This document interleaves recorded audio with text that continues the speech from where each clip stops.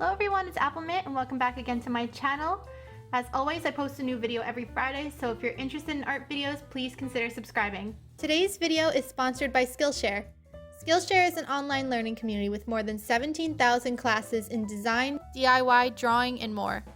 Premium membership gives you unlimited access to high-quality classes from experts working in their fields, so you can improve your skills, unlock new opportunities, and do the work you love. I personally found the classes on the basics of watercolor extremely helpful in improving my painting and coloring. Skillshare is also more affordable than most learning platforms out there. An annual subscription is less than $10 a month. So they've provided me with a special link in my description below. The first 500 people to sign up will receive their first 2 months for only 99 cents. So definitely check that out, guys, because that is an amazing deal. So in this video, I'm going to show you guys some of the things that I learned from watching some classes. So one of the first things that's pretty important when you're watercoloring is to have the right type of paper. The heavier the paper weight, the more water it can absorb and the more you can layer on it. 140 is the minimum amount you want to look for. They sell 120. It says it's watercolor paper, but honestly, it doesn't really hold water that well, and I can't really do much with it without the paper curling and buckling. Another thing that is important is to have the right types of watercolor paints.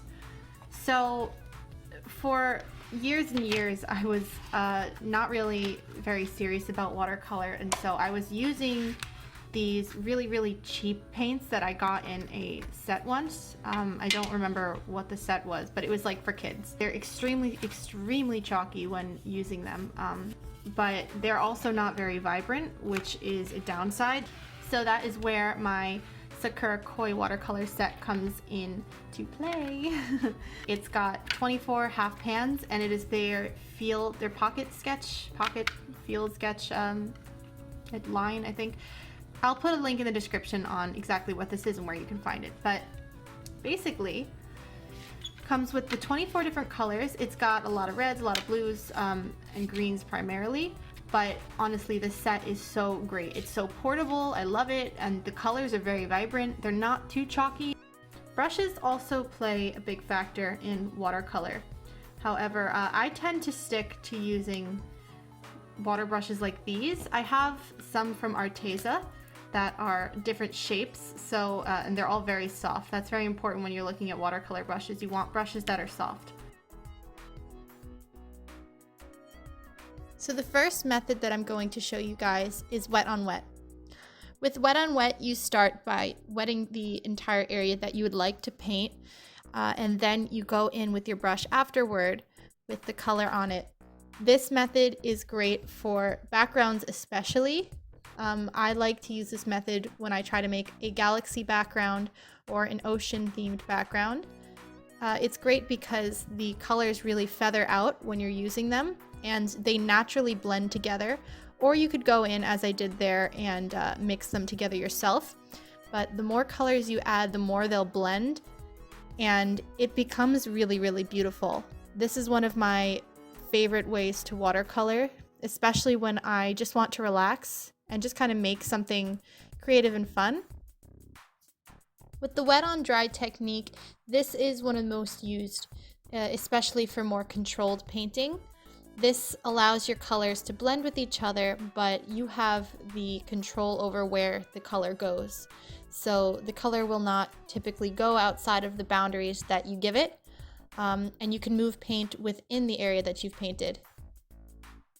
With the dry on wet technique, you wet the entire area first, and then you go ahead with very little water on your brush and mostly paint, and you can paint through this area. This is similar to wet on wet. However, with this method, you have a little bit more control over where the color goes, while still allowing the colors to feather outward as they did in wet on wet. So this is basically for if you'd like to have more concentrated areas of color without so much blending, but you still want the color to kind of feather out is the best way I can explain it. When the color slowly expands out of the area of where you've put it down. So yes, that is the dry on wet technique. With the dry on dry technique, on your brush is mostly paint and the page is completely dry. And as you can see, I'm getting a lot of texture. So this is great for if you're trying to do, wood effects or texture on clothing. So definitely try that method out. It's a lot of fun and interesting to use. Next, I'm going to show you how to create a gradient of color, a fade of dark to light color here. And I wet the entire area and take a lot of wet paint onto my brush. And beginning at the top part of it, I place a lot of the color down there. And as I go, I don't reapply the paint to my brush. I just let it trickle downward so it gets lighter as it goes. And it's with this method, for me, it's a lot of messing around with it. So sometimes I dry it a bit to pick up some of the paint. I lift some of the paint. And finally, there's a solid wash. This is just getting an even block of color all around. So you can, as I said before, you can push watercolor paint around once it's down on the page. So for this, I put a lot of the same color down in an area and I push it around until it looks pretty even if I want all one color. So those are 6 basic techniques for different types of washes when watercoloring. Mastering and practicing these different types of washes will definitely help you have a better understanding of watercolor in general, and you can mix and match different styles for different things that you're painting. The next tutorial that I had watched was a really fun one and very different for me. When I paint, and when I draw in general, I typically draw with very, harsh lines. I ink my drawings a lot. And so I'm used to very solid lines and line art in general. For this, I wanted to go a bit out of my comfort zone, and I found this tutorial that taught how to draw fluffy foxes. Why wouldn't I click on that? That sounds amazing. So that full class is in the description below. But some of the things that I learned from it, well, to start, there was no line art here. It's all just going straight onto the page with paint and painting from reference. So I went online and I looked up a picture of a red fox. Really, really cute, by the way. So cute. And basically, starting this whole exercise is helpful in learning how to, I guess, paint from life and just get an understanding of colors and shadows in general.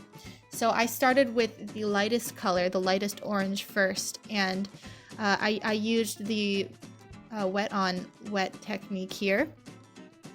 And so I wet the area and I went down with the light orange that I created and feathered it out around the areas where the orange would be roughly. I know I didn't try to make it perfect. I just wanted to try to really capture the shape of the fox.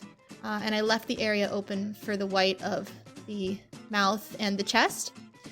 And once I had the basic shape of the orange down, I began to play around with darker oranges and shadows within the fur, along with some of the shadows on the gray part of the fur. And I tried to stay away from any kind of harsh lines. The only darker areas that I did that were a little more pronounced was the black for the eyes, some of the whiskers, and the nose and mouth. So I definitely enjoyed this exercise, and my derpy little fox, I will forever cherish it. And so I didn't just want to stop there, because in the original video lesson on Skillshare, there were 3 different foxes that she drew, so I wanted to do 2 for myself. So I went online and found another photo of a fox. This one, I didn't think it could get cuter, but it did. And again, I used the wet on wet technique.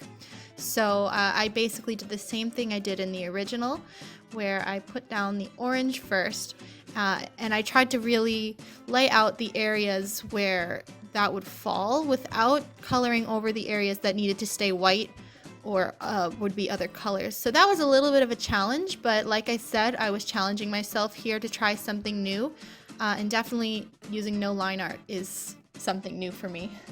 And I guess this type of painting, I would definitely recommend to try it if you don't already do this. It's very soothing, and I didn't feel as bad for making mistakes because I didn't feel the pressure of having to stay within the lines. So if I kind of made something a little awkward, I just either added more paint or tried to add more definition to another area. So this fox was a little more difficult for me to draw because there were more details and it was the full fox. So one of the legs did not come out the way that I wanted it to, but like I said, didn't put too much pressure on myself, and I just tried to go with it and have fun. And I definitely enjoyed it. This was a lot of fun, and I definitely recommend checking out the exercises that I'm posting in the description below. But you can do this exercise with anything from life, anything from nature. You can even try to practice it with people. That's definitely an even bigger challenge for me to do that with people. So if you can do that, I applaud you. But yeah, definitely check those out. So guys, those were some of the tips that I learned from Skillshare. Definitely go check out the full videos in my description below, and I hope this helped you a bit to try to think outside the box or try something new with watercolor. And once again, don't forget to check out the other link in my description, Skillshare's 99 cents for 2 months, so for Skillshare Premium. Definitely check that out. So until next time, I hope you guys enjoyed this video. All of my social media information and shop info is in the description below. Listen, all the good stuff's in the description. Go check that out. So until my next video, I hope you guys all have a beautiful day. Thank you so much for watching and supporting me, and I will see you in my next video. Bye bye!